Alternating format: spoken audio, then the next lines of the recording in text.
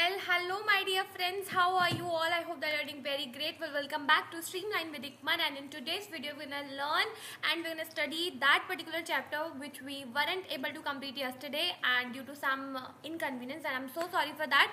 But we'll be done with biotechnology and its applications by today itself, and then we'll be also covering few chapters of ecology unit, and tomorrow we'll be again done with that ecology entire unit because it constitutes three most important chapters. That's your organisms and population, then comes your biodiversity and conservation, and then comes your ecosystem. So we'll be done with that chapters as well. And on 4 ki sham ko we'll be doing the molecular basis of inheritance and that one particular chapter, that is evolution, which we haven't done yet because you know that my notes are not over here. But on that day I'll be at my home and we'll be taking live sessions, interactive session where your doubts will also be clarified.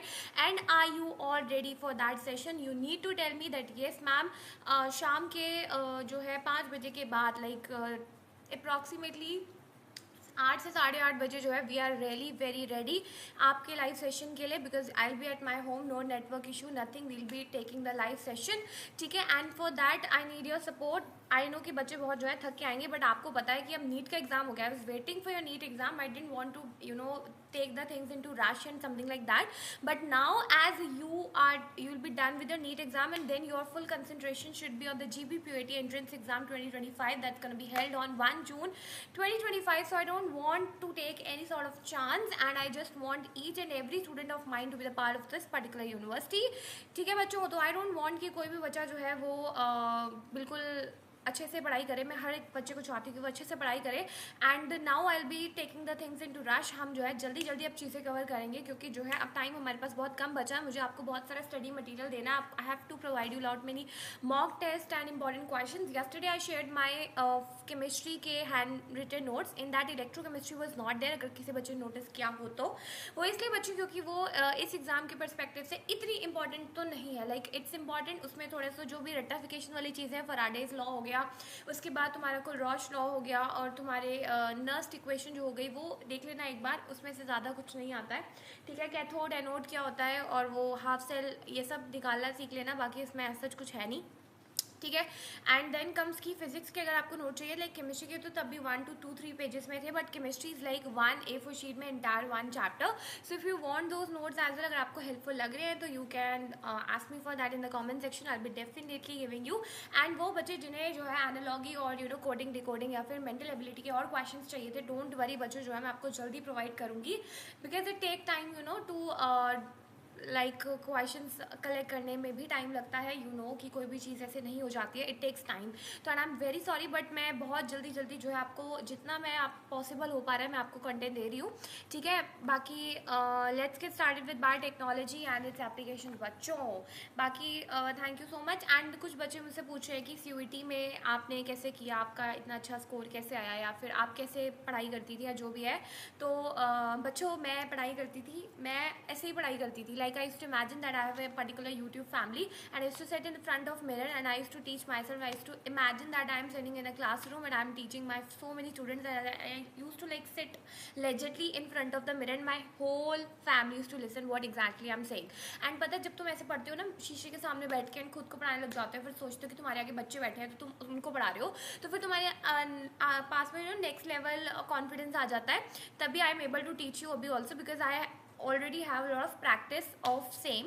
ठीक है, क्योंकि मैंने ऐसे ही पढ़ती थी, मैं शुरू से ऐसे ही पढ़ती हूँ, जोर जोर से खुद की टीचर बन के खुद को पढ़ा के I to study the same. And अगर आप भी इसको ट्राई करके देखो, I am not among those people जो कि हल्के हल्के देख के पढ़ेगा. Few people can cope up with that strategy as well, but I can't do it. ठीक है, क्योंकि मेरा तो इट्स लाइक सामने शीश के बैठो और बस शुरू हो जाओ.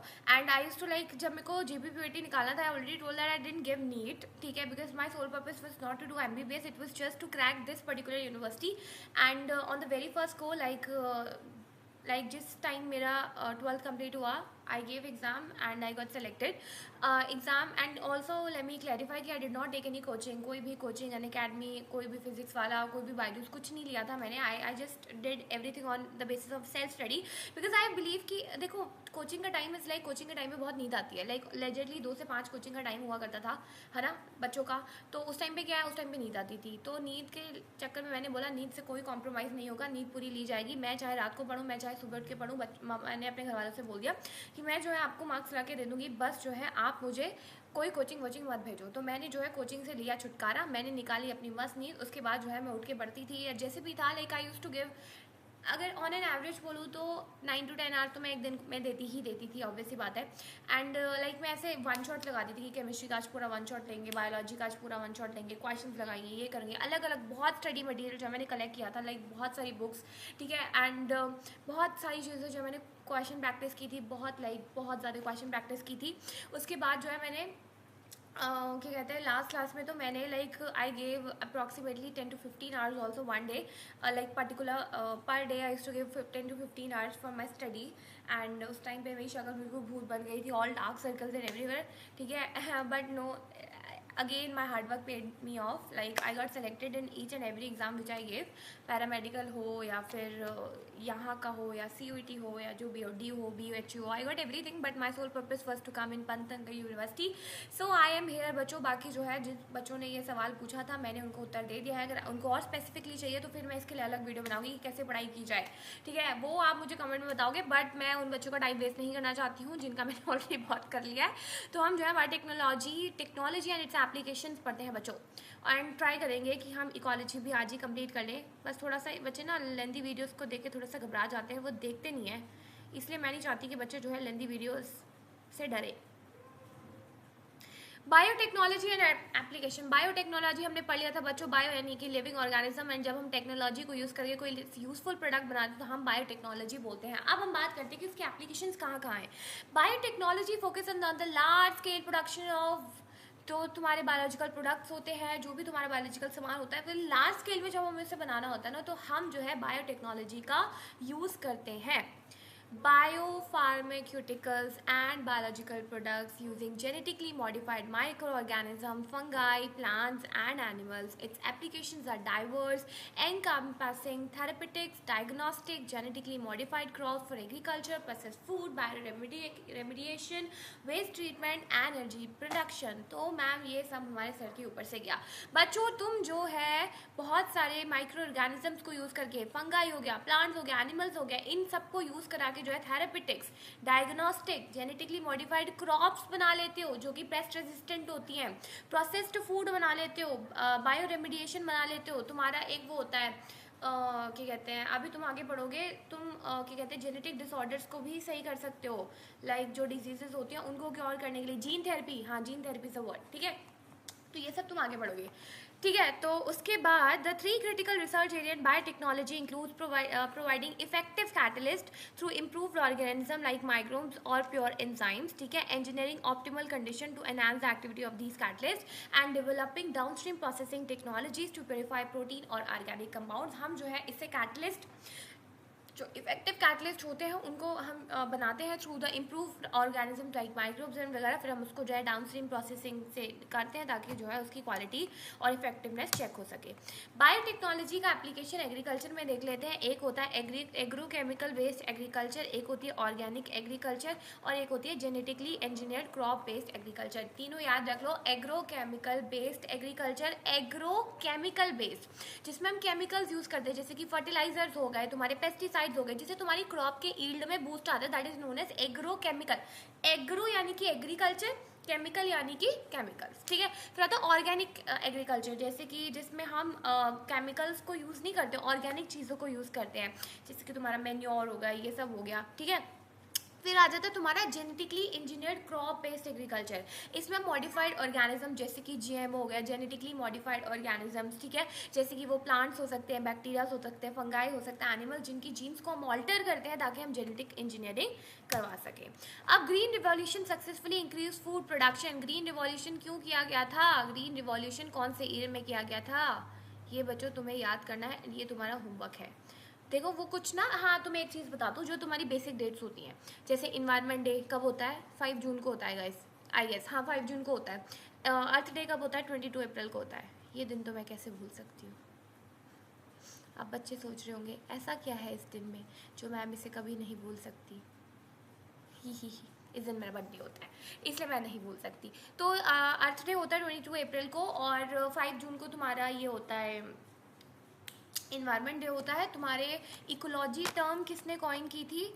जुलियन हुक्सले ने की थी आई गेस। नहीं, जुलियन हुक्सले ने तो सिस्टमैटिक टर्म कॉइन की थी। तुम्हारे कुछ थे, अर्नेस्ट करके थे, कोई अर्नेस्ट चेन थे, ये देख लेना। और तुम्हारे बायोडाइवर्सिटी किसने कॉइन की थी, इकोलॉजी किसने कॉइन की थी, और क्या था, और बायोडाइवर्सिटी हो गया, ये सब देख लेना। तुम्हारे जो इकोलॉजी थी that was coined by Ernest Haeckel. हाँ, it was coined by Ernest Haeckel. Biodiversity का देख लेना, ठीक है। बायोडाइवर्सिटी हो गया। उसके बाद ये कुछ जो लाइक बहुत कॉमन चीज़ें होती हैं ना, लाइक डेट्स एंड ऑल। हाँ, तुम्हारा जो जो तुम्हारी वो अर्थ समिट थी, है ना, वो कौन से ईयर में हुई थी वो देख लेना, कहाँ पे हुई थी ये भी देख लेना, ठीक है, एंड क्यों हुई थी वो भी देख लेना।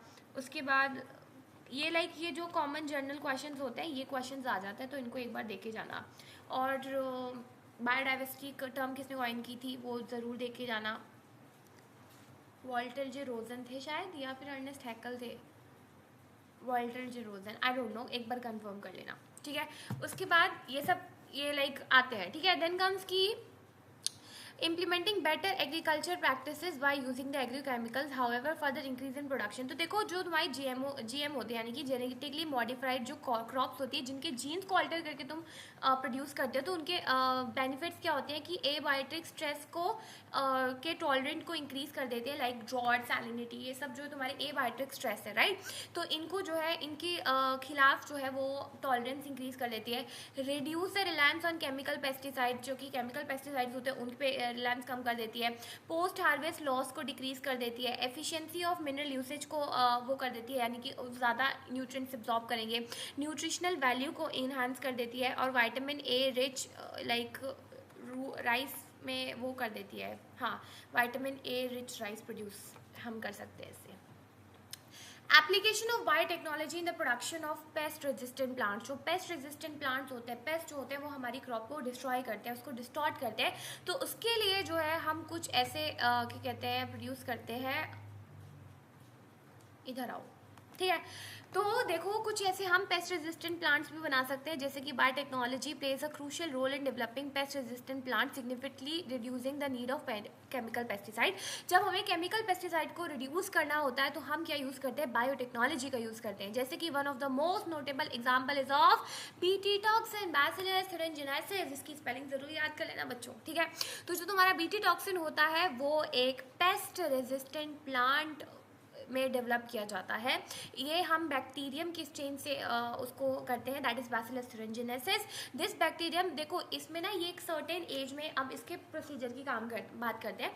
तो देखो ये क्या करता है, ये एक सर्टेन एज में ना एक टॉक्सिन को अपने अंदर डेवलप कर लेता है, ठीक है, जो कि इनएक्टिव रहता है जब तक कि वो किसी उसको कोई इंसेक्ट खा नहीं लेता, तो वो तब तक जो है ये इनएक्टिव फॉर्म में रहता है, ठीक है।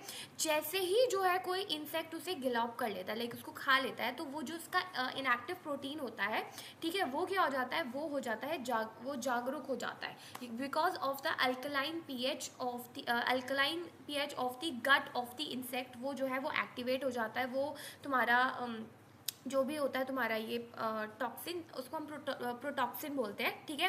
और ये एक्टिवेट हो जाता है, और ये जो तुम्हारे मिड गट होता है, उसकी जो एपिथेलियल सेल्स होते हैं उसके साथ जाके ये बाइंड हो जाता है, और ये वहाँ पे जाके पोर्स क्रिएट करता रहता है, स्वेलिंग होती रहती है इंसेक्ट के अंदर होती रहती है, एंड वो बस्ट आउट हो जाता है इंसेक्ट। ऐसे जो है वो प्लांट को सेव कर लेता है फ्रॉम द इंसेक्ट। और वो कौन कौन से इंसेक्ट है, लेपिडोप्टेरियंस जिसमें मॉथ वगैरह आ जाते हैं, कॉलीपेटेरियंस जिसमें बीटल्स वगैरह आ जाते हैं, और एक होता है तुम्हारे डायपेटेरियंस, ठीक है। तो ये सब जो है इससे तुम्हें वो क्या कहते हैं, सेव कर लेता है। और जो तुम्हारी बीटी एग्जांपल क्या है पेस्ट रेजिस्टेंट क्रॉप के, बीटी कॉटन हो गया, बीटी कॉर्न हो गया, बीटी राइस हो गया, बीटी टोमेटो हो गया, पोटैटो हो गया, सोयाबीन। बट बीटी कॉटन और बीटी कॉर्न ये सब बहुत ज़्यादा वो है। कौन सी जीन इंकोड्स करती है, IgA cry 1 AC, cry 2 AB, और cry first AC, cry 2 AB, नहीं cry first AB, cry 2 AC वाली जो जीन्स थी, लाइक तुम्हारे कॉर्न बोरर और तुम्हारे उसके लिए कॉर्न बोरर और तुम्हारे कॉटन के लिए जो थी cry first AC, cry 2 AB। हाँ, ये तुम्हारे किसके लिए थी, कॉटन के लिए थी। कॉर्न बोरर के लिए क्या थी, क्राई फर्स्ट AB। हाँ, ऐसे ही था, if I am not wrong. एक बार चेक कर लेना, ठीक है।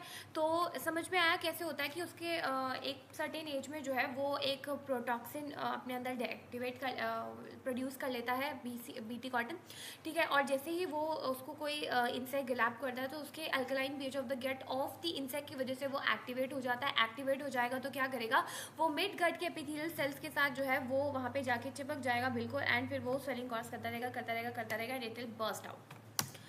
फिर आ जाते हैं जो, हाँ यहाँ पे है तो cry first A B and cry second A B, सही तो बोल रही थी मैं कि कॉटन बॉलवर्म के लिए करता है। And cry first A B targets a corn borers. बच्चों ये मैंने कितने साल पहले पढ़ा है, ठीक है। तो another significant advance in pest resistant in the application of RNA interference की एक टेक्नोलॉजी होती है जो कि काम करती है for the nematode that is Meloidogyne incognita. ये आरएनए इंटरफेरेंस की टेक्निक हम इनके लिए यूज़ करते हैं, जो कि टोबैको प्लांट, जो टोबैको की फसल होती है उसमें ये कीड़ा लग जाता है, पूरी टोबैको की फसल को ख़राब कर देता है। तो वैसे तो बहुत अच्छा काम करता है। मैं पढ़ते पढ़ते यही सोच रही थी कि जब वो इतना अच्छा काम कर रहा है तो हम उसे क्यों मारते हैं आरएनए इंटरफेरेंस की प्रोसेस से। वो बेचारे को अच्छा ही तो काम कर रहा है, उसको मारने दो ना, टोबैको लोग नहीं खाएंगे। बट फिर उसके बाद मैंने सोचा कि हाँ भाई, कुछ बहुत सारे सर्टेन फैक्टर्स भी होते हैं, कंट्री की इकोनॉमिक भी होती है, लोगों की ज़रूरत भी होती है, तो हम कुछ नहीं होते हैं इसमें तर्क पेश करने वाले, हम आरएनए इंटरफेरेंस पे फोकस करते हैं। आरएनए इंटरफेरेंस एक ऐसी टेक्निक है जिसमें वो मिलाइडीगोइन इंगोनिशिया के उसको कंट्रोल करता है, जो कि टोबैको की प्लांट रूट्स को डैमेज करता है, उसके ईल्ड को रिड्यूस कर देता है, ठीक है। तो जो आरएनए इंटरफेरेंस है एक नेचुरल सेलुलर डिफेंस मैकेनिज्म होता है जो कि सारे यूकैरियोटिक ऑर्गेनिज्म में प्रेजेंट होता है। तो जो आरएनए इंटरफेरेंस एक नेचुरल सेलुलर डिफेंस मैकेनिज्म होता है जो कि हर एक यूकैरियोटिक ऑर्गेनिजम्स कौन से होते हैं, यूकैरियोटिक ऑर्गेनिजम्स वो होते हैं जो कि जिनके पास तुम्हारा वेल डिफाइंड न्यूक्लियस होता है, न्यूक्लियर मेम्ब्रेन्स होती है, लाइक जो कि बहुत अच्छे होते हैं, एक्सेप्ट मोनेरा, वो सब में प्रेजेंट होते हैं, ठीक है। allowing for the silencing of the specific mRNA to prevent the protein translation, ठीक है। तो वो अलाउ करते हैं for the silencing of the specific mRNA, ठीक है। जो तुम्हारा specific mRNA होता है, mRNA यानी कि मैसेंजर RNA, ठीक है। तो जो तुम्हारा मैसेंजर RNA होता है उसको साइलेंट कर देता है to prevent the protein translation. जो ट्रांसलेशन की प्रोसेस होती है, पहले ट्रांसक्रिप्शन होता है फिर ट्रांसलेशन होता है, अगर याद होगा मॉलिक्यूलर बेसिस में हम पूरा पढ़ेंगे बच्चों, टेंशन मत लो। बट ट्रांसलेशन की प्रोसेस, ट्रांसलेशन से क्या होता है, देखो डीएनए से अगर आरएनए बनाना है तो ट्रांसक्रिप्शन की प्रोसेस होती है, फिर आरएनए से जब हम प्रोटीन बनाते हैं तो ट्रांसलेशन की प्रोसेस होती है। तो जब ट्रांसलेशन की प्रोसेस होती है तो उसमें कौन काम आता है, एमआरएनए तो काम आता है। अगर हम एमआरएनए को ही साइलेंट कर देंगे, उसको ही चुप करवा देंगे, तो प्रोटीन ट्रांसलेशन कैसे होगा, थोड़ा सा सोचो, ठीक है। By introducing nematode specific gene into the host plant using agrobacterium vector. कल की बात में मैंने क्या बोला था कि मिलोइडीगोइन इंगोनिशिया में तुम प्लांट्स के लिए एग्रोबैक्टीरियम यूज करते हो। कौन यूज करते हो, एग्रोबैक्टीरियम वेक्टर यूज करते हो, जो कि तुम्हारा एग्रोबैक्टीरियम ट्यूमेफेसियन है उसका वो, ठीक है। तो जो तुम्हारा नेमाटोड स्पेसिफिक जीन होती है, यानी कि जो नेमाटोड स्पेसिफिक जीन होती है उसको जो है तुम होस्ट की प्लांट, होस्ट जो है तुम्हारा है, ठीक है, into the host plant using the agrobacterium vector, हम उसकी मदद से उसमें डाल देते हैं, ठीक है। इससे जो है हम ट्रांसजेनिक प्लांट्स को भी क्रिएट कर सकते हैं जो कि इस आरएनए को इंटरफेयर करेंगे। This result in the inability of nematode to survive in these genetically modified plants. तो इनके अगेंस्ट एक रेजिस्टेंट जीन जो है हम इन प्लांट्स में इंट्रोड्यूस कर देते है, सॉरी। तो जैसे ही ये नेमाटोड तुम्हारी प्लांट की बॉडी में जाएगा वो वहाँ पे क्या कहते हैं सर्वाइव नहीं कर पाएगा, क्योंकि उसकी साइलेंसिंग हो जाएगी एमआरएनए की, ठीक है। तो इससे जो है हमारे क्रॉप का प्रोटेक्शन हो जाएगा। वो जो बाकी का तुम्हारा पूरा सीन था कि कैसे होता है, सीडीएनए बनता है, वो करता है, वो होता है, वो सब तुम्हें पढ़ने की ज़रूरत नहीं है। जो इंपॉर्टेंट है वो ऊपर ऊपर से दिया, बेसिक आता है अगेन, ठीक है। तो उसके बाद जो है modified in these genetically modified plants thus protecting the crop and enhancing the yield. बहुत अच्छा काम करा ना, इतने अच्छे से लिखा है, टोबैको की ईल्ड बढ़ा रहे हो तुम, ठीक है। तो ध्रुव these innovation applications, biotechnology significantly contributes to sustainable agriculture practices by producing the pest resistant plant. तो pest resistant plant का एग्जाम्पल क्या हो जाएगा, बीटी टॉक्सिन हो गया और एक तुम्हारा हो गया आरएनए इंटरफेरेंस। अब आ जाते हैं बायोटेक्नोलॉजी एप्लीकेशन मेडिसिन। अभी तक हम प्लांट्स में बात करते हैं कि बायोटेक्नोलॉजी का यूज़ कहाँ कर सकते हैं, अब हम बात करते हैं कि अब हम मेडिसिन में बायोटेक्नोलॉजी का यूज़ कहाँ कर सकते हैं। तो biotechnology particularly through recombinant DNA यानी कि आरडीएनए टेक्नोलॉजी से जो है हम इसको जो है हेल्थ केयर में भी यूज़ कर सकते हैं। Currently around 30 recombinant therapeutics have been approved for human. ये याद कर लो कि 30 recombinant therapeutics have been approved for human use. Out of these 12 of them are available in India. 30 जो है वो प्रेजेंट है, जिसमें से 12 इंडिया में है। ठीक है, this is advancement had made significant strides in treating various diseases including diabetes and genetic disorder. Diabetes क्यों होता है, डायबिटीज़ होता है बिकॉज जो हमारा इंसुलिन होता है, इंसुलिन जो है वो हमारे पेंक्रियाज रिलीज करते हैं। इंसुलिन क्या है, तुम्हारा एक हार्मोन भी है और वो एक तुम्हारा क्या है, इट इज़ ऑल्सो हार्मोन। और उसके बाद जो है ये तुम्हारा डायबिटीज़ जो होता है इसको भी कंट्रोल करता है, यानी कि शुगर लेवल को भी तुम्हारा ये कंट्रोल करता है। ठीक है, तो जो तुम्हारा इंसुलिन होता है उसको प्रोड्यूस करती है पेनक्रियाज, राइट। तो अगर तुम्हारा जो इंसुलिन है अगर वो अच्छे से प्रोड्यूस नहीं होगा, यानी कि जो तुम्हारा शुगर लेवल है वो मेंटेन नहीं हो पाएगा, तो इससे क्या होगा कि तुम्हारा जो शुगर कंटेंट है बॉडी में बहुत ज़्यादा बढ़ जाएगा। तो उससे क्या होगा कि तुम्हारा शुगर कंटेंट बढ़ने की वजह से तुम हो जाएगी डायबिटीज़। ठीक है, उससे क्या होगा, इससे तुम्हारा क्या हो जाएगा, डायबिटीज़ हो जाएगा।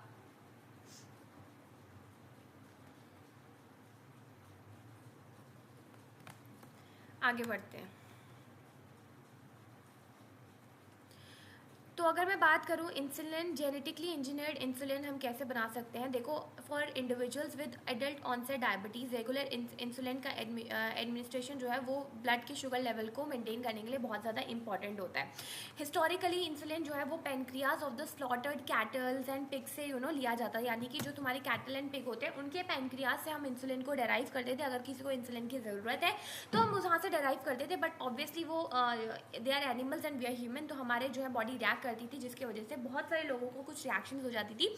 तो ये आइडिया तो बिल्कुल फ्लॉप होगा कि तुम जो है गाय भैंस के पेनक्रियाज से जो है तुम इंसुलिन को निकालो। ठीक है, तो उससे क्या होगा कि मॉडर्न बायोटेक्नोलॉजी में क्या किया गया कि हम जो है ई कोलाई की बॉडी में इंसुलिन को ग्रो करते हैं। देखो तुम्हारा ना जो इनमेच्योर इंसुलिन होता है वो ऐसा होता है कि चेन ए होती है, चेन बी होती है, it is like a chain, it is like B chain.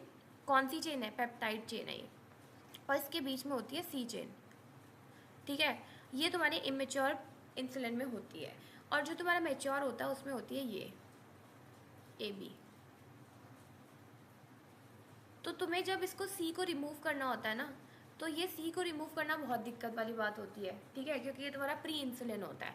ठीक है, तो सी पेप्टाइड को हटाने के लिए, तो ये जो सी पेप्टाइड होता है तो मेरे मेच्योर इंसुलिन में एब्सेंट होता है। ठीक है, जो चेन ए और चेन बी होती है कौन से लिंक से बनी होती है, डाइसल्फाइड बॉन्ड से वो बनी होती है। ठीक है, तो जो इंसुलिन होता है वो इनिशियली सिंथेसाइज होता है प्रो हार्मोन, जहाँ पे जो है तुम्हारा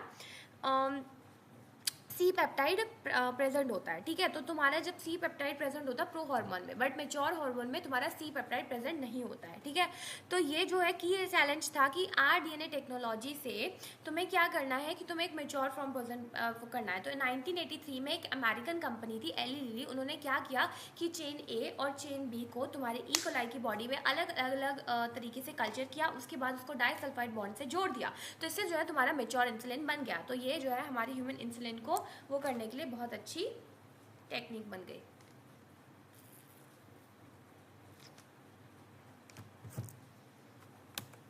फिर आ जाता है जीन थेरेपी। जीन थेरेपी सबसे पहले एक 9 साल की लड़की को दी गई थी। ठीक है, 9 साल नहीं 4 साल, 4 था या 9 था, बुक में 9 नहीं था आई गेस, एक बार चेक करना बच्चों, 4 ही होगा फिर, हाँ 4 ही था, सॉरी।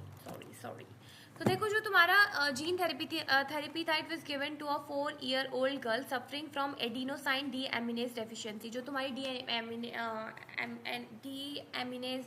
डी एमिनेज डेफिशिएंसी जो होती है, किसी भी वीडियो में मेरा कल सही प्रोनाउंसिएशन निकल जाए, ऐसा हो सकता है? ऐसा नहीं हो सकता बच्चों, ठीक है। तो जो तुम्हारा एडिनोसाइन डीएमिनेज डेफिशिएंसी होती है बच्चों, ये होती है उन लोगों में जबकि तुम्हारा एक एंजाइम होता है, ठीक है, वो एंजाइम जब तुम्हारे में एब्सेंट होता है, वो एंजाइम जो कि तुम्हारे प्रॉपर फंक्शनिंग के लिए हेल्प करता है इम्यून सिस्टम के। तुम्हारा इम्यून सिस्टम कितना इंपॉर्टेंट होता है तुम्हारे लिए, तुम्हें पता है। अगर तुम्हारे प्रॉपर फंक्शनिंग नहीं होगा इम्यून सिस्टम का, तो वो तब नहीं होगा जब वो एंजाइम एब्सेंट होगा। और वो जो एंजाइम क्यों एब्सेंट होगा, क्योंकि जो है वो जीन्स एब्सेंट होंगी जो इसको कोड करेंगी, तो इसकी वजह से जो है एडिनोसाइन डीएमिनेज डेफिशिएंसी हो जाती है, ठीक है।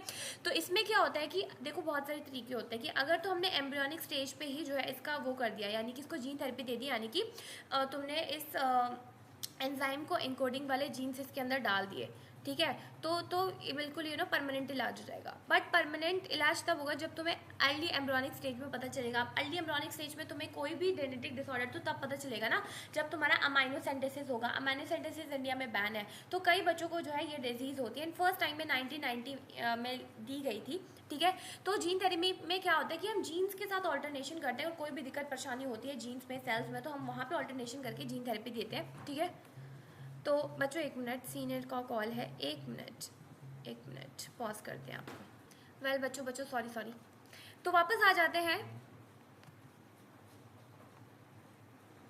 आप सोचते होंगे दीदी को कितने सीनियर्स फ़ोन करते हैं। अब मैं अच्छी बच्ची हूँ ना, अब मैं सारे काम करती हूँ, तो सारे लोग मुझसे ही काम करवाते हैं। काम इन द सेंस वैसे काम नहीं, लाइक पोस्टर बनाना, कैनवा एडिट्स, ये वो, सो सोसाइटी के काम। वापस आ जाते हैं बच्चों। यहाँ पे ना बहुत सारी सोसाइटीज़ भी होती है पन्नागर में, लाइक चेतना होती है, एंड बहुत सारी सोसाइटीज़ होती हैं। यहाँ के सोसाइटी के जो लेवल के सर्टिफिकेट्स होते हैं ना, वो बहुत लाइक उनके बहुत मायने होते हैं। यहाँ पे तुम बहुत सारी चीज़ें सीखते हो, लाइक बहुत ज़्यादा, लाइक टेक्नोलॉजी, टेक्निक्स के साथ काम करना, बहुत सारी चीज़ें सीखते हो। तो अगर तुम यहाँ पे आते हो एंड अगर तुम्हें कोई भी अपॉर्चुनिटी मिलती है इंडक्शन देने की सोसाइटी के, and if will be the part of any society, so that's gonna be a great deal. तो प्लीज़ पढ़ाई के साथ साथ एक्स्ट्रा करिकुलर चीज़ों में भी पार्टिसिपेट करना, क्योंकि पन्नागर के सर्टिफिकेट्स की बहुत वैल्यू होती है। तो तुम्हारा जब एट द एंड रिज्यूमे बनेगा ना, तो वहाँ पे when you show your certificates, तो it will be like very nice. तो वापस आ जाते हैं एडिनोसाइन डीएमिनेज डेफिशिएंसी पे। वापस आओ बच्चों, बहुत ज़्यादा पन्नागर के सपने मत देखो, वापस आओ, ठीक है। तो जो एडीए होता है ये क्रूशियल होता है इम्यून सिस्टम को वर्क प्रॉपरली के। जीन थेरेपी में जो लिम्फोसाइट होते हैं, लिम्फोसाइट क्या होता है, type of white blood cells होते हैं, WBCs होते हैं, ठीक है, are extracted from the patient's blood and cultured outside the body. तो हम इसमें क्या करते हैं कि हम इसके WBCs को क्या है, हम इसको निकाल लेते हैं और बाहर कल्चर करते हैं लेबोरेटरी में, और वहाँ पे जो है एक फंक्शनल एडीए को जो है कॉम्प्लीमेंट्री डीएनए यानी कि सीडीएनए की मदद से जो है हम एक सही जीन को या फिर एक फंक्शनल एडिनोसाइन एमिनेज को जो है तुम इसको अपनी हमारे इस जो तुम्हारे लिम्फोसाइट्स होते हैं उसमें डाल देते हैं, किसकी मदद से, कॉम्प्लीमेंट्री डीएनए की मदद से। क्योंकि जो है तुम्हारा वाइट ब्लड सेल्स क्या करेंगे, ये तुम्हारे होल बॉडी में ट्रांसपोर्ट होंगे, तो उससे जो है तुम्हारी वो डेफिशिएंसी खत्म हो जाएगी। खत्म तो वो तब होगी जब तुम इसे अर्ली एम्ब्रियोनिक स्टेज पे करोगे। बट यहाँ पे क्या होगा कि जब तुम इसे रीइंफोर्स करोगे, तो जैसे ही तुम्हारी तुम्हें पता है कि ब्लड जो है वो दोबारा रेगुलेट होता है, तो जब एक बार तुम्हारे लिम्फोसाइट ये वाले मर जाएंगे, यानी कि इससे डेड हो जाते हैं, फिर नए जनरेट होते हैं, राइट। तो जब ये वाला इनका वो हो जाएगा, तो फिर से तुम्हें वो डेफिशिएंसी हो जाएगी। तो it is not like permanent इलाज, इट इज़ लाइक कि टेम्प्रेरी होता है। और कुछ ऑर्गन ट्रांसप्लांट होता है, वो भी कई केसेस में टेम्प्रेरी ही होता है, but permanent is only when you do it at early embryonic stage. अब आ जाते हैं applications and advantages of your biotechnology. The use of PCR polymerase chain reaction जो होता है अर्ली डिटेक्शन ऑफ पैथोजन के लिए काम आ जाता है, often before clinical symptoms become evident.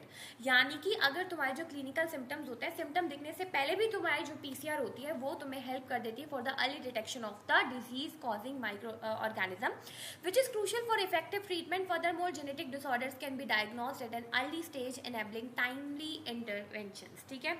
तो जेनेटिक डिसऑर्डर्स को हम डायग्नोस कर सकते हैं ताकि हम जो है उसको अच्छे से उसका पहले ट्रीटमेंट कर लें। ट्रांसजेनिक एनिमल्स की बात कर लेते हैं, वो बच्चों एनिमल्स जिनका डीएनए जो है मॉडिफाई कर लेते हैं हम, ऐसे एनिमल्स जैसे कि म्यूल होता है, राइट, जिनको हम अपने पर्पस के लिए बनाते हैं। तो expresses foreign genes, genes genetically altered animals जैसे कि माइस हो गया, रैट हो गया, रैबिट हो गया, पिग हो गया, शीप हो गया, काऊ हो गया। फर्स्ट ट्रांसजेनिक शीप कौन सी थी, डॉली थी। उसका नाम डॉली था, याद रखना, ठीक है। क्वेश्चन याद आ गया मुझे। एंड फर्स्ट जेनेटिकली तुम्हारे जो पोलियो वैक्सीन के लिए तुम्हारा माइस यूज़ हुआ था। एंड फर्स्ट ट्रांसजेनिक ऑर्गेनिज्म शायद तुम्हारे डॉग्स थे, वो चेक कर लेना, क्योंकि ये 3 क्वेश्चन एक साथ आए थे। तुम्हारे सीयूटी में भी आए होंगे, देखना कभी अगर तुमने दिया हो या तुम उसके PYQs देखोगे।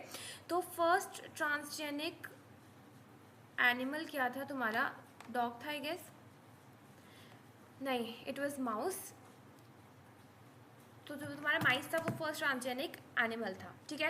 रैट हो गया, रैबिट हो गया, पिग्स, इन सबको जो है ऑल्टर करते हैं इनके जीन्स को various purposes in the research in biotechnology. Here are some reasons for the development of the transgenic animals। अब हम ट्रांसजेनिक एनिमल्स को बनाते ही क्यों है, इसका रीज़न क्या है, ठीक है। तो सबसे पहला रीज़न है कि नॉर्मल फिजियोलॉजी एंड डेवलपमेंट। देखो कोई बीमारी हो गई, कोरोना वायरस हो गया, हमें नहीं, जो हुआ था, अब वो बॉडी पे कैसे काम कर रहा है, उसके बॉडी पे क्या इफेक्ट्स हो रहे हैं, ठीक है, वो कैसे कैसे हमारे पूरे जीन्स के साथ काम कर रहा है, या फिर कैसे कैसे वो फॉरेन जीन तुम्हारी सेल्स को अटैक कर रही है, वो पूरी फिजियोलॉजी और डेवलपमेंट को स्टडी करने के लिए हम, 1 मिनट बच्चों, शायद कोई आया है, 1 मिनट बच्चों, हम वो पूरी फिजियोलॉजी को स्टडी करने के लिए जो है हम क्या यूज़ करते हैं, ट्रांसजेनिक एनिमल्स को यूज़ करते हैं, ठीक है। उसके बाद आ जाते हैं किसी भी डिजीज़ को स्टडी करने के लिए, ठीक है। कोई डिजीज़ हो गई है तो वो कैसे, जैसे कि कैंसर हो गया, ठीक है, और बहुत सारी डिजीजेज होती हैं, तो उनको स्टडी करने के लिए जो है हम ट्रांसजेनिक एनिमल्स का यूज़ करते हैं, ठीक है। उसके बाद बायोलॉजिकल प्रोडक्ट्स बनाने के लिए हम काम करते हैं, जैसे कि अल्फ़ा एंटी ट्रिप्सिन बनाने के लिए, जैसे कि ह्यूमन प्रोटीन होता है, अल्फ़ा एंटी ट्रिप्सिन एक ह्यूमन प्रोटीन होता है, उसको प्रोड्यूस करने के लिए, ठीक है। एंड रोजी जो थी वो फर्स्ट ट्रांसजेनिक काउ थी, ये याद रखना, ठीक है। फर्स्ट ट्रांसजेनिक काउ थी रोजी, जिसमें जो है जिसका milk was rich in alpha lactalbumin, ठीक है, किसमें विटामिन बी था I guess, but alpha lactalbumin था, ठीक है। एंड वैक्सीन सेफ्टी के लिए, लाइक ट्रांसजेनिक माइस को, लाइक पोलियो सेफ्टी टेस्टिंग जो वैक्सीन होती है उसके लिए हम माइस को यूज़ करते हैं, ठीक है। उसके बाद केमिकल सेफ्टी टेस्टिंग, कोई भी हमने केमिकल को इंट्रोड्यूस किया है तो उसकी सेफ्टी टेस्टिंग के लिए हम क्या यूज़ करेंगे, हम यूज़ करेंगे यही ट्रांसजेनिक एनिमल्स को। तो याद कर लेना, study of the normal physiology and development हो गया, साथ साथ याद करो study of normal physiology and development हो गया, तुम्हारा क्या कहते हैं वैक्सीन सेफ्टी हो गया, उसके बाद बायोलॉजिकल प्रोडक्ट्स के लिए, स्टडी ऑफ डिजीज के लिए, and then comes your chemical safety testing. फिर आ जाता है एथिकल कंसिडरेशन। देखो बायो पायरेसी क्या होते हैं कि जब तुम जो है विदाउट गिविंग कंपनसेशन, जो तुम्हारी मल्टी नेशनल कंपनीज होती है, बायो यानी कि लिविंग, पायरेसी यानी कि चुराना, तो जब तुम्हारी ही चीज़ों को कोई विदाउट तुम्हें कंपनसेशन पे किए या फिर तुम्हारी परमिशन के बिना जो है जब वो तुम्हारे रिसोर्सेज को यूज़ करते हैं, तो that is known as bio piracy and it is use by the multinational companies, ठीक है। एंड इसको हटाने के लिए जो है एक GMO, that is genetically engineered approve, इसको रुको, अभी जेनेटिकली इंजीनियर्ड अप्रूव कमेटी पे आ जाते हैं। ये इस कमेटी के बिना जो है कोई भी जेनेटिकली मॉडिफाइड ऑर्गेनिज्म नहीं बनाता है। तो कोई भी मुँह उठा के जो है जेनेटिकली मॉडिफाइड ऑर्गेनिज्म बनाने लग जाएगा, किसी भी ऑर्गेनिज्म को वो हर्ट कर देंगे, नहीं, उसके लिए GEAC की परमिशन होनी ज़रूरी है। एंड इसकी ये पूरी फुल फॉर्म को बिल्कुल अच्छे से याद कर लेना, जेनेटिकली इंजीनियर्ड अप्रूव कमेटी, ठीक है। बायो पायरेसी क्या होता है, बायो पायरेसी में जो है तुम क्या कहते हैं, इसके लिए भी गवर्नमेंट ने बहुत सारे एक्शंस लिए, यानी कि जब मल्टीनेशनल कंपनीज तुम्हें बिना कंपनसेशन पे किए जो है तुम्हारे रिसोर्सेज को यूज़ करती है, that is known as bio piracy. Bio patent is not important, ठीक है। So that's all for this chapter बच्चों। आई नो कि मैंने तो है इसे प्रिंसिपल एंड प्रोसेस से भी ज़्यादा स्ट्रेच कर दिया, बट नॉट एन इशू, हमने इससे अच्छे से पढ़ा है, जो इंपॉर्टेंट चीज़ें थी वो मैंने बता दी है। अब आगे बढ़ जाते हैं ऑर्गेनिजम्स एंड पॉपुलेशन पे। ऑर्गेनिजम्स एंड पॉपुलेशन बच्चों, ऑर्गेनिजम्स क्या होते हैं, ऑर्गेनिजम्स वो होते हैं जो कि क्या होते हैं, 1 मिनट यार बच्चों, वेलकम बैक बच्चों, सॉरी। तो एक क्वेश्चन जो है बहुत सारे बच्चे पूछ रहे हैं कि CBSE का रिजल्ट कब आएगा। बच्चों CBSE का रिजल्ट मोर टेंटिवली जो है वो आपका आ जाएगा आफ्टर योर नीट एग्जाम, क्योंकि नीट एग्जाम के लिए फिर वो रश हो जाएगा, क्योंकि ऑलरेडी बच्चे they are into the NEET exam. तो मोस्ट टेंटिवली या मोस्ट इंपॉर्टेंटली वो जो है तुम्हारा नीट एग्जाम के बाद आ जाएगा। तो बच्चों बिल्कुल प्रिपेयर है and very very very all the best. कुछ बच्चे हैं मेरे जो कि हैं अभी उन्होंने 12th कंप्लीट किया and they are waiting for the 12th result. So very very very all the best बच्चों। आई नो कि आपने बिल्कुल जो है ताबड़तोड़ परफॉर्मेंस की होगी एंड आप जो है मुझे जरूर कमेंट सेक्शन में बताने वाले कि मैम हमारी तो 90+, मेरे सारे बच्चे 90+ होने वाले हैं, आई एम डैम श्योर। तो बात कर लेते हैं ऑर्गेनिजम्स एंड पॉपुलेशन की। बच्चों ऑर्गेनिज्म क्या होता है? ऑर्गेनिज्म वो होता है कि जो जी रहा है, ठीक है, जो लिविंग सिस्टम को फॉलो कर रहा है, ठीक है, इंटरैक्ट कर रहा है इन्वायरमेंट के साथ, ठीक है, रिस्पॉन्स कर रहा है, वो हमारा ऑर्गेनिज्म होता है। बच्चों इंपॉर्टेंट चीज़ें पढ़ते हैं, ये सबका कुछ नहीं है। यहाँ से इंपॉर्टेंट चीज़ें आ जाती है कि पॉपुलेशन क्या होती है कि बहुत सारे ऑर्गेनिज्म एक साथ रहते हैं, तो that is refer to as population, ठीक है। जैसे कि एक सेम टाइप की पॉपुलेशन होती है, लाइक कुछ specific living organism specific type के जब एक साथ रहते हैं एक जियोग्राफिकल एरिया में for a particular time, that is known as तुम्हारा पॉपुलेशन। जैसे कि डियर की पॉपुलेशन अगर हम फॉरेस्ट में बात करें, so they all live together, so that is known as your population. Then comes your population के एट्रीब्यूट कौन से होते हैं? बर्थ रेट होता है, डेथ रेट होता है, सेक्स रेशियो होता है, एज पिरामिड। बर्थ रेट का मतलब क्या होता है कि कितने नंबर ऑफ इंडिविजुअल जो है गिवन पीरियड में बॉर्न हुए थे। डेथ रेट का मतलब क्या होता है कि कितनी टोटल नंबर ऑफ डेथ जो है एक स्पेसिफिक टाइम फ्रेम में हुई थी। सेक्स रेशियो यानी कि कितनी नंबर ऑफ फीमेल्स और जो मेल्स हैं वो पर प्रेजेंट है इन दैट पर्टिकुलर पॉपुलेशन, ठीक है, पर 1000 individuals in that population. Age pyramid यानी कि एज डिस्ट्रीब्यूशन को शो करता है। ये पूरा डायग्राम रट लो, दिमाग में छाप लो, आया था मेरे एग्जाम में तो आया था। ये एक्सपेंडिंग होती है, ये इतना इजी है ही कि इसमें एक्सपेंडिंग पॉपुलेशन जब तुम्हारी प्री रिप्रोडक्टिव सबसे ज़्यादा होगी, रिप्रोडक्टिव कम होगी, पोस्ट रिप्रोडक्टिव होगी, तो एक्सपेंडिंग पॉपुलेशन है। स्टेबल कब होगी? जब प्री रिप्रोडक्टिव और रिप्रोडक्टिव सेम होगी, पोस्ट रिप्रोडक्टिव कम होगी। डिक्लाइनिंग यानी कि जब प्री रिप्रोडक्टिव कम होगी और रिप्रोडक्टिव ज़्यादा होगी और पोस्ट रिप्रोडक्टिव भी कम होगी, ठीक है।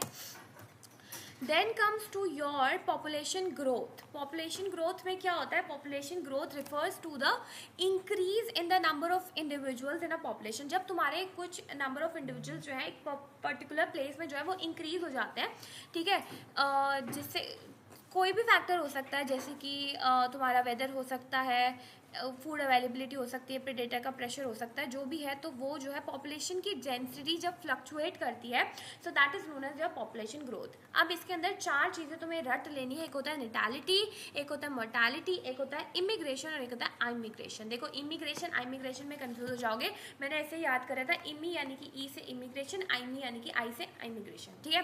नेटालिटी यानी कि कितनी नंबर ऑफ बर्थ जो है एक पॉपुलेशन में हो रही है, बर्थ होगी यानी कि इट विल पॉजिटिव ग्रोथ होगी, यानी कि इसमें तुम्हारी पॉपुलेशन इंक्रीज होगी। नंबर ऑफ ग्रोथ यानी कि नंबर ऑफ बर्थ इंक्रीज हो रही है तो तुम्हारी पॉपुलेशन भी तो इंक्रीज होगी। मोर्टालिटी यानी कि कितनी नंबर ऑफ डेथ हो रही है एक पर्टिकुलर उसमें, डेथ रेट को मोर्टालिटी बोलते हैं, यानी कि तुम्हारा जब डेथ होगी यानी कि तुम्हारी पॉपुलेशन डिक्रीज होगी। इमिग्रेशन यानी कि जब तुम्हारे कितने नंबर ऑफ इंडिविजुअल्स जो है वो पॉपुलेशन से जा रहे हैं, माइग्रेट कर रहे हैं, इमिग्रेट कर रहे हैं, ठीक है। तो इसमें क्या होता है? इसमें होता है तुम्हारा इमिग्रेशन होता है, इसमें होता है कि तुम्हारी इसमें भी तुम्हारी जो पॉपुलेशन है वो डिक्रीज करेगी। इमिग्रेशन आइमिग्रेशन का मतलब क्या होता है? आइमिग्रेशन यानी कि जो नंबर ऑफ इंडिविजुअल्स होते हैं जब वो एक पर्टिकुलर पॉपुलेशन में आते हैं, ठीक है, इंटर करते हैं, दैट इज नोन एज आइमिग्रेशन, ठीक है। तो ये डायग्राम से समझ आ जाएगा। इमिग्रेशन यानी कि पॉजिटिव, इमिग्रेशन यानी कि नेगेटिव, आइमिग्रेशन यानी कि पॉजिटिव, नेटालिटी यानी कि पॉजिटिव ग्रोथ, एंड मोर्टालिटी यानी कि नेगेटिव। एंड पॉपुलेशन डेंसिटी को हम एन से डिनोट करते हैं, ठीक है। फिर आ जाता है एक्सपोनेंशियल ग्रोथ मॉडल। देखो 2 टाइप के ग्रोथ मॉडल्स होते हैं, एक होता है एक्सपोनेंशियल, एक होता है लॉगिस्टिक ग्रोथ मॉडल। तो जो तुम्हारा एक्सपोनेंशियल ग्रोथ मॉडल्स होता है इसमें जो है एक्सपोनेंटली तुम्हारी ग्रोथ होगी, एक्सपोनेंटली यानी कि बहुत ज़्यादा ग्रोथ हो जाएगी। ये कब होगी? जब तुम्हारे जो रिसोर्सेज है वो एबेंडेंट होंगे एंड इसमें जो है तुम्हारी रैपिड पॉपुलेशन ग्रोथ होगी। इसमें जो तुम्हारा वो था dr/dt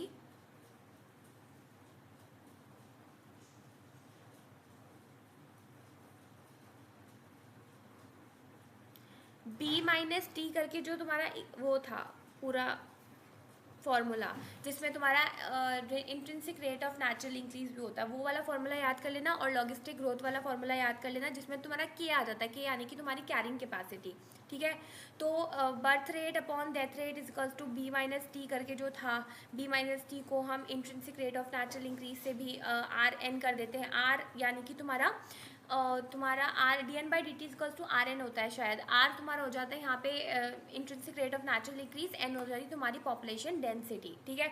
तो वो फॉर्मूला एक बार ध्यान से देख लेना, लॉजिस्टिक ग्रोथ वाला फॉर्मूला देख लेना। लॉजिस्टिक ग्रोथ कब होती है? जब तुम्हारे रिसोर्सेज लिमिटेड होते हैं, ठीक है, और पॉपुलेशन जो है वो स्लो और स्टेबल तरीके से बढ़ती है। लॉजिस्टिक पैटर्न में 3 आ जाता है, एक होता है लॉग फेज, एक होता है स्टेबल स्टेशनरी फेज, होता है एक lag phase. Lag, stationary, log, ठीक है। लैग तुम्हारे इसमें कुछ टर्म्स भी होते हैं, जैसे कि तुम्हारी कैरिंग कैपेसिटी। कैरिंग कैपेसिटी होती है कि कितने नंबर ऑफ रिसोर्सेज अवेलेबल है, ताकि वो एक पर्टिकुलर जो तुम्हारी ऑर्गेनिज्म एक पर्टिकुलर इन्वायरमेंट प्रेजेंट है तो वो कितने लोगों को वो फीड कर सकता है पर्टिकुलर इन्वायरमेंट, तो that is known as carrying capacity. तो it is like dN/dt it is equals to Rn upon K minus N upon K upon करके था कुछ, वो फॉर्मूला बिल्कुल अच्छे से याद कर लेना, ठीक है। मैं तुम्हें ऊपर ऊपर से बता रही हूँ। उसके बाद पॉपुलेशन की इंट्रैक्शंस की बात कर लेते हैं। एक होता है प्रेडेशन होता है, एक होता है कंपटीशन होता है, एक तुम्हारा पैरासिटिज्म होता है, एक तुम्हारा म्यूचुअलिज्म हो सकता है, एक तुम्हारा अमेंसेलिज्म होता है, एक तुम्हारा कमेंसेलिज्म होता है। प्रेडेशन यानी कि जब एक जो है, इसमें क्या होता है, इसमें तुम्हारी एक की पॉपुलेशन बढ़ती है, एक ही कम होती है। प्रेडेटर यानी कि प्रेडेटर जो है वो प्रे पे अपना अटैक करता है। प्रेडेटर कौन होता है? प्रेडेटर जो तुम्हारे वो ऑर्गेनिजम्स होते हैं जो दूसरे को किल या फिर उस पर फीड करते हैं, जैसे कि तुम्हारा लायन डियर पे फीड करता है, तो lion is your predator, prey is your deer. तो इससे एक की पॉपुलेशन इंक्रीज होगी, दूसरे की डिक्रीज होगी, and it is good. Advantage क्या है कि एक प्रे की पॉपुलेशन ओवरली ना बढ़ जाए, सो दैट इज योर क्या कहते हैं, ये उसके लिए अच्छा होता है। सेकेंड कम्स की तुम्हारा जो तुम्हारे सोर्स ऑफ क्या कहते हैं एनर्जी एंड न्यूट्रिएंट्स है वो भी कंजर्व रहेंगे, ठीक है, यानी कि तुम्हारी फूड साइकिल मेंटेन रहेगी, ठीक है। उसके बाद आ जाती है तुम्हारी कंपटीशन। कंपटीशन में क्या होता है कि जब एक क्लोजली रिलेटेड स्पीशीज जो है वो एक सेम जगह पे रहती है, और जब वो दोनों एक ही रिसोर्स के लिए फाइंड कर रही है, तो दे कैन नॉट को एक्सटेंट टुगेदर।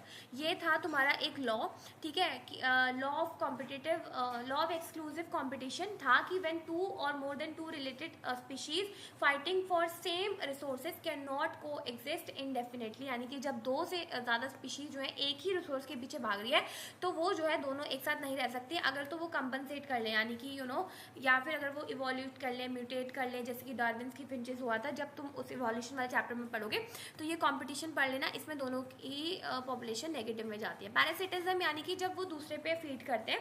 एंडो पैरासाइट होते हैं, एक्टो पैरासाइट होते हैं। एंडो यानी कि जब वो इंटरनल होस्ट की बॉडी के अंदर रह के वो करते हैं, एक्टो यानी कि जब वो उस पर फीड करते हैं, जैसे कि जो लीचीज वगैरह होती हैं, ठीक है। और एंडो के अंदर तुम्हारे पेट में कीड़े हो जाते हैं, राइट, तो वो सब हो गया, ठीक है। और उसके बाद आ जाता है ब्रूड पैरासिटिज्म होता है एक, वो बहुत इंपॉर्टेंट है, वो देख लेना। एक कमेंसेलिज्म। कमेंसेलिज्म में क्या होता है कि एक का तो फायदा हो रहा होता है ना, दूसरे का ना नुकसान हो रहा होता है ना फायदा हो रहा होता है। तो लाइक कमेंसेलिज्म का एग्जांपल होता है जैसे कि तुम्हारे मैंगो और ऑर्चिड हो गया। मैंगो में क्या है कि मैंगो में ऑर्चिड मैंगो पे ग्रो करी है, ऑर्चिड का फायदा हो रहा है, मैंगो को कोई फर्क नहीं पड़ रहा, ना उसका कोई फायदा हो रहा है ना उसका एग्जाम्पल है। और जो जैसे तुम्हारे ब्रैंकल्स हो गए वेल्स के ऊपर, ये सब एग्जाम्पल्स याद कर लेना। म्यूचुअलिज्म क्या होता है कि इसमें दोनों का ही फायदा हो रहा होता है, इसमें दोनों का ही फायदा हो रहा होता है। जैसे कि तुम्हारा सिम्बायोटिक एसोसिएशंस होता है, ब्लू ग्रीन एल्गी और फंगाई का होता है। फंगाई जो है वो उसको खाना मिल रहा है ब्लू ग्रीन एल्गी से, और ब्लू ग्रीन एल्गी को फंगाई जो है वो उसको प्रोटेक्शन प्रोवाइड कर रहा है। और जैसे तुम्हारे हनी बीज एंड फ्लावर्स हो गए, ये सब उसका एग्जाम्पल होते हैं। Then comes your plant. ये सब नहीं पढ़ना है, ये सब फालतू की चीज़ें हैं, देख लेना एक बार ऊपर ऊपर से कि कैक्टस, ये तुम्हारे कुछ डिफेंस मैकेनिज्म्स होते हैं, जैसे कि हाँ ये कैलेट्रोपिस से आता है एक एग्जाम, कि ये लैटेक्स उससे टॉक्सिन कंपाउंड से बनाया जाता है हर्बीवोरस के लिए, ठीक है। निकोटीन देख लेना, कैफीन देख लेना, एक ऊपर ऊपर से देख लेना। ये सारे प्लांट के डिफेंस मैकेनिज्म्स हैं, जैसे कि निकोटीन जब उसमें प्रेजेंट होता है तो जो ऑर्गेनिजम्स होते हैं वो उस पर फीड नहीं करते हैं, कैफीन पे फीड नहीं करते क्योंकि वो उनके लिए हार्मफुल होता है। कैलेट्रोपिस जो होते हैं ऐसे प्लांट होते हैं, वो एक लैटेक्स टॉक्सिक कंपाउंड प्रोड्यूस करते हैं जो कि हार्बीवोरस को बहुत ज़्यादा हार्मफुल होते हैं, तो वो उसको कंज्यूम ही नहीं करते हैं डिस्कम्फर्ट की वजह से। ओपीएम ये सब देख लेना।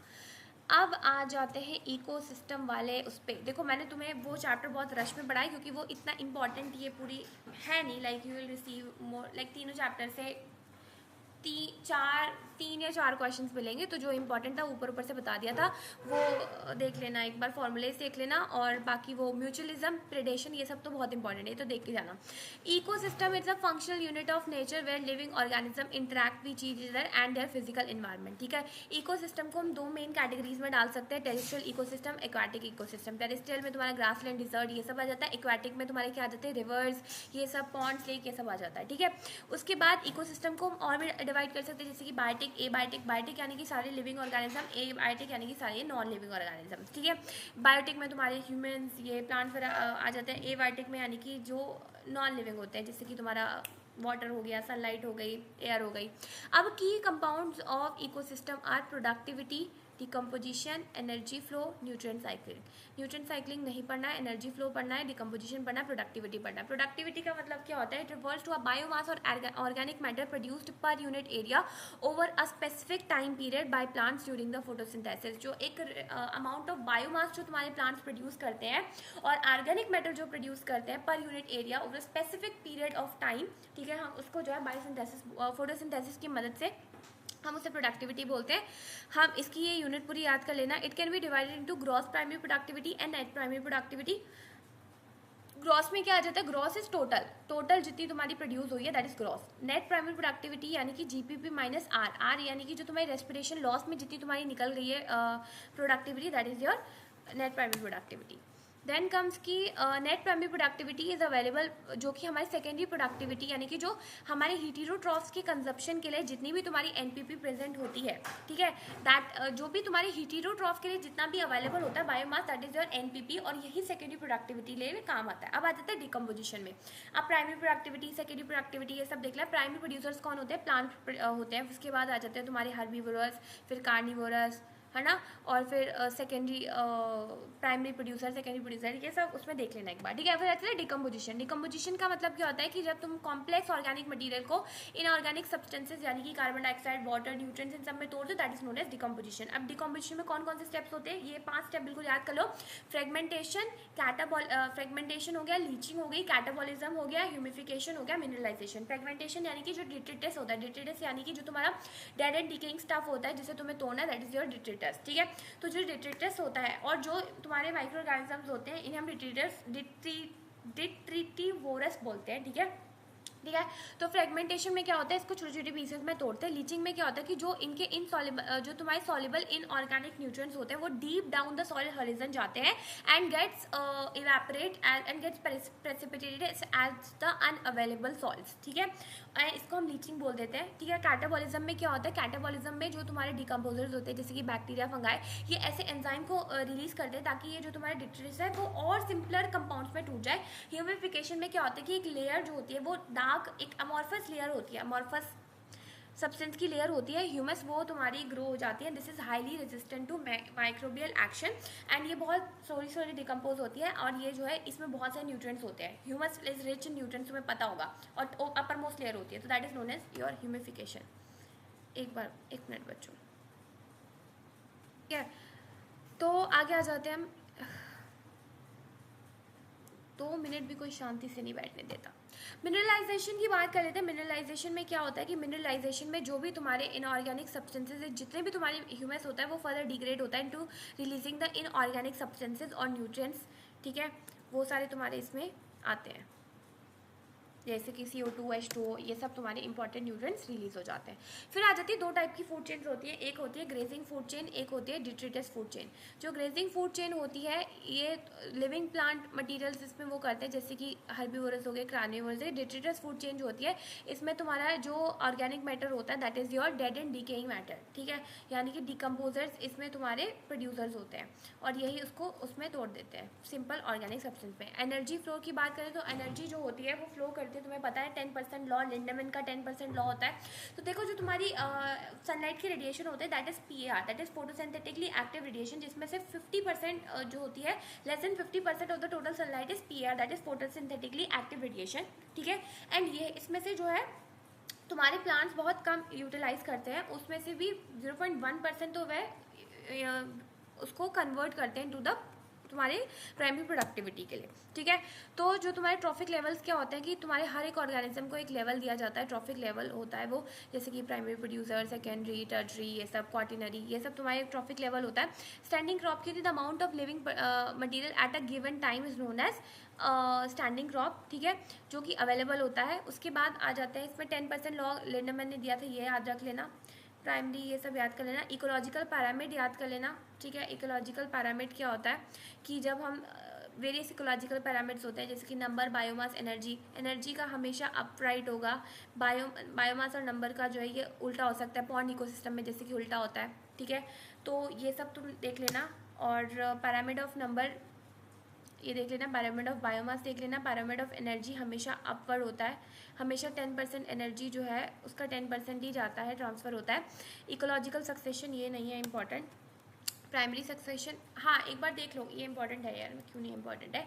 इकोलॉजिकल सक्सेशन देख लो कि जो प्राइमरी, दो टाइप के इकोलॉजिकल सक्सेशन होता है। एक होता है प्राइमरी सक्सेशन जिसमें जो है टाइप ऑफ सक्सेशन जिसमें कोई भी ऑर्गेनिज्म एग्जिस्ट नहीं करता है, जैसे कि बेयर रॉक्स हो गई, कूल लावा, इसमें जो है तुम्हारी लावा कूल होता है, रॉक्स टूटती हैं, ठीक है, और वॉल्केनो से लावा निकलता है। सेकेंडरी सक्सेशन में क्या होता है कि जहाँ पे लिविंग ऑर्गेनिजम्स को रिमूव कर दिया जाता है और डिस्ट्रॉय हो जाता है ड्यू टू डिस्टर्बेंसेस लाइक कि फॉरेस्ट फायर्स, ये सब अर्थक्वेक्स में सेकेंडरी सक्सेशन होता है। जो पाइनर स्पीशीज़ होती हैं ये सब एक बार ध्यान से देख लेना। सक्सेशन ऑफ प्लांट ये सब इंपॉर्टेंट नहीं है, क्योंकि इसमें से 2 या 3 क्वेश्चन आते हैं जो इंपॉर्टेंट नहीं है, तो मैं उस पर तुम्हारा टाइम वेस्ट क्यों करूँ, मैं तुम्हें ऊपर ऊपर से बता रही हूँ जो इंपॉर्टेंट है एग्जैक्टली। पाइनर स्पीशीज़ ये एक बार देख लेना, बाकी ये न्यूट्रिएंट साइकिल नहीं देखना है। बायोडाइवर्सिटी एंड इट्स कंजर्वेशन, तो बच्चों आज जो है इकोलॉजी डन ही कर लेनी है हमने। तो देखो बच्चों रेस्ट इसलिए करवा रही हूँ क्योंकि जो इंपॉर्टेंट चीज़ें वही बता रही हूँ, फालतू की चीज़ें नहीं बताऊंगी।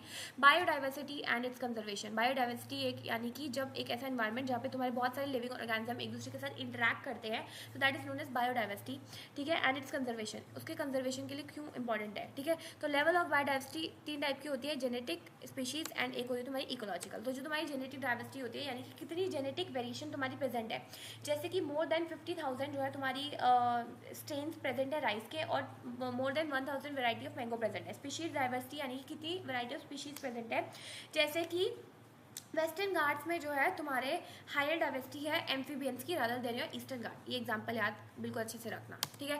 Then come to ecological diversity. Ecological diversity में क्या होता है कि जो तुम्हारी इकोलॉजिकल कितना लाइक तुम्हारी इकोलॉजिकल डाइवर्सिटी जैसे कि नॉर्वे और इनसे जो है तुम्हारे इंडिया में ज़्यादा तुम्हारे मैंग्रोव्स और कोरल रीफ्स और डिजर्ट्स, वेटलाइंस, ये सारे ज़्यादा है तुम्हारे, ठीक है।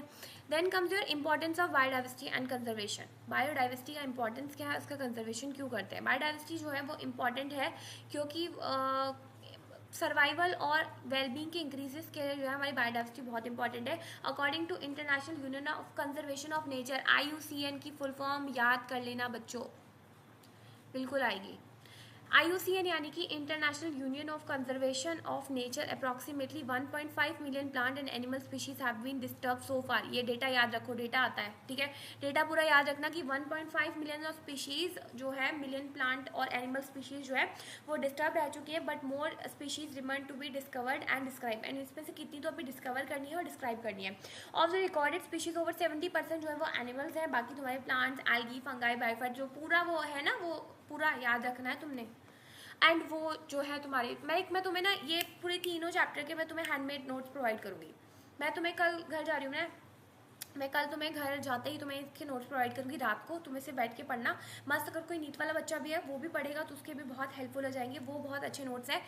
2 या 3 पेजेस में एक चैप्टर कंप्लीट है, लाइक वो बहुत अच्छे नोट्स हैं, वो मैं तुम्हें ज़रूर प्रोवाइड करूँगी। इसके वो मैंने A4 शीट में भी नहीं बनाए थे, इसलिए मैंने तुम्हें नहीं भेजे, बट नहीं वो करूँगी। ये सारा डेटा याद करना है तुम्हें, सारा डेटा याद करना है, ठीक है। कि 2.4% ग्लोबल लैंड जो है वो लैंड एरिया है, उसमें से 8.1 इंडिया में है, बायोडाइवर्सिटी 8.81% इंडिया में है। इट्स लाइक बहुत अच्छी बात है ये, ठीक है।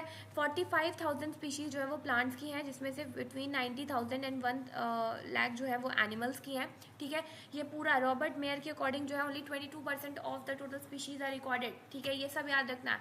लैटिट्यूडनल ग्रेडियंट ये सब इंपॉर्टेंट नहीं है, ये भी इंपॉर्टेंट नहीं है। स्पीशीज एरिया रिलेशनशिप बहुत इंपॉर्टेंट है, अलेक्जेंडर वॉन हम्बोल्ट ने दिया था। log s equals to log c plus z log a, ये फॉर्मूला याद कर लें, मोर देन इनफ हो जाएगा। राइवेट पॉपर हाइपोथेसिस, यानी कि जो हर एक कंपोनेंट है वो एक दूसरे से बना है, जैसे कि एरोप्लेन का एग्जांपल दिया था कि अगर एक एक नट उतारने लगे तो पूरा वो बिखर जाएगा एरोप्लेन। तो वैसे इकोसिस्टम जो है वो हर एक बायोडाइवर्सिटी जो है वो हर एक छोटे छोटे कंपोनेंट से बनी है। एक को भी अगर हम वो करेंगे, एक भी अगर एंडेंजर्ड हो गई तो सब एक से क्लोजली एक दूसरे के रिलेटेड है कि सारी चीज़ें डिस्टर्ब हो जाएगी। लॉस ऑफ बायोडाइवर्सिटी, IUCN के अकॉर्डिंग जो एम्फीबियन का लॉस है, जितनी तुम्हारी 784, ये पूरे डेटा तुम्हें बहुत अच्छे से याद करना है। 338 वर्टिब्रेट्स, 359 इनवर्टिब्रेट्स, 87 प्लांट स्पीशीज, ये सब याद करना अच्छे से। ये तुम्हें मैं जो तुम्हारा 4 को सेशन होने वाला है, कल तो तुम्हारा मैं डन करवा दूंगी, मॉलिक्यूलर बेसिस डन करवा दूंगी, कल तुम्हारा इवोल्यूशन डन करवा दूंगी जैसे घर जाऊंगी, ठीक है। लाइव ले लेंगे, ठीक है, टाइम भी तुम्हारा भी वेस्ट नहीं होगा, मेरा भी वेस्ट नहीं होगा, ठीक है। मैं तुम्हें वो डन करवा के परसों जो है तुम्हारा एक फुल मैराथन लेने वाली हूँ 12th का, ठीक है। 1 घंटा 1.5 घंटा जितना भी होगा, 2 से 3 क्लासेस लेंगे हम आराम से, परसों लाइव लेंगे। और उसमें जो है तुम्हारे, मेरे पास इतने सॉलिड नोट्स हैं ना, वो तुम्हें बहुत काम आएंगे। उसमें से मैक्सिमम क्वेश्चंस आते हैं, लाइक फुल बायोलॉजी का मस्त रिवीजन करने वाले हैं भाई। जितने क्वेश्चंस मेरे पास प्रेजेंट होंगे, जितना स्टडी मटेरियल होगा, I will provide you everything जिससे मैंने पढ़ा था, ठीक है। एंड क्यों हो रहा है, प्लांट प्रोडक्शन में डिक्लाइन हो रहा है, इसकी वजह से लोअर रेजिस्टेंस हो रहा है, इन्वायरमेंटल चेंजेस आ रहे हैं, वेरिएबिलिटी इन इकोसिस्टम प्रोसेसेस में चेंज आ रहा है। अब कॉजेस क्या है बायोडाइवर्सिटी लॉस के, कॉजेस क्या है, कॉजेस है हैबिटेट लॉस एंड फ्रेगमेंटेशन, यानी कि जो तुम्हारा अमेज़न रेन फॉरेस्ट है ना, हम उसे लंग ऑफ द प्लैनेट बोलते हैं, क्योंकि वो मैक्सिमम O2 22% या 21% जो है तुम्हारी वो ऑक्सीजन वहीं से मिलती है गैस, वो डेटा याद रखना, ठीक है। और वो साउथ अफ्रीका में, साउथ अमेरिका में प्रेजेंट है lung of the planet, right.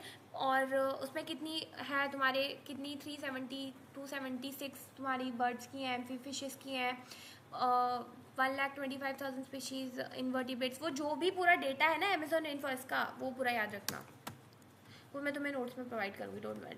दूसरा है ओवर एक्सप्लॉयटेशन, ओवर एक्सप्लॉयटेशन करें, जैसे कि स्टीलर सी का पैसेंजर बीजन, हम इनका ओवर एक्सप्लॉयटेशन करें, इनको ओवरली यूज़ कर रहे हैं, ठीक है।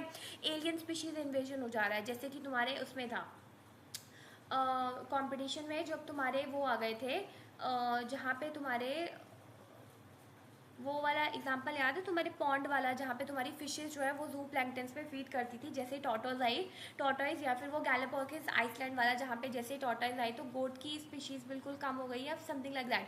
तो वो क्या है, इन्वेजन ऑफ एलियन स्पीशीज। ये एग्जाम्पल याद कर लेना, नाइल पर्च में जो तुम्हारा लेक विक्टोरिया है, ठीक है, जैसे कि जो तुम्हारा लेक विक्टोरिया था, उसमें जब तुमने नाइल पर्च को इन्वेट करा तो 20,200 यूनिक जो किकलेट फिश स्पीशीज थी वो ख़त्म हो गई लेक विक्टोरिया में। जब तुमने नाइल पर्च को तुमने इन्वेट किया था, तो उसकी वजह से 2,200 यूनिक किकलेट फिश जो है वो एक्सटेंड हो गई, ठीक है। पार्थेनियम, लेंटिना, वाटरम, ये सब को भी बहुत इफेक्ट हुआ। को एक्सटेंशन, यानी कि अगर म्यूचुअलिज्म के टाइम पे क्या होता है कि अगर एक ही स्पीशीज़ कम वो कम हो रही है तो वो दूसरा भी जो है उसकी भी दिक्कत आ जाएगी। को एक्सटेंशन में ये होता है, जैसे कि तुम्हारा वो हो गया, तुम्हारे अगर हनी बीज हैं, अगर वो उनकी एक्सटेंड हो गई तो फ्लावर का पॉलिनेशन नहीं होगा, फ्लावर का पॉलिनेशन नहीं होगा तो फ्लावर की स्पीशीज़ भी कम हो जाएंगी, ऐसे याद रख लो।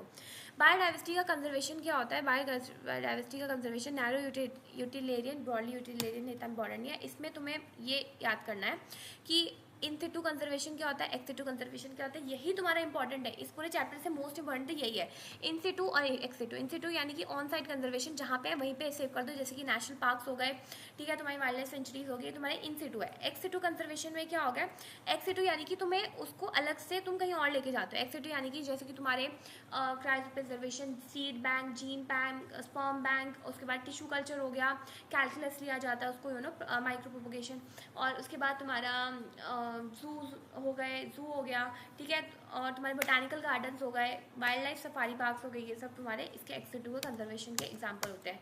सो that's all for this entire ecology की यूनिट। 4 से 5 क्वेश्चन मैक्सिमम मिलेंगे, ठीक है, 4 से 5 भी ज़्यादा बोल गए, 3 से 4 मिलेंगे, पर जो इंपॉर्टेंट चीज़ है वो याद रखते हैं। ऑर्गेनिज्म एंड पॉपुलेशन में प्रेडेशन वो पूरा सेगमेंट जो है, कमेंसलिज्म, म्यूचुअलिज्म, वो इंपॉर्टेंट है।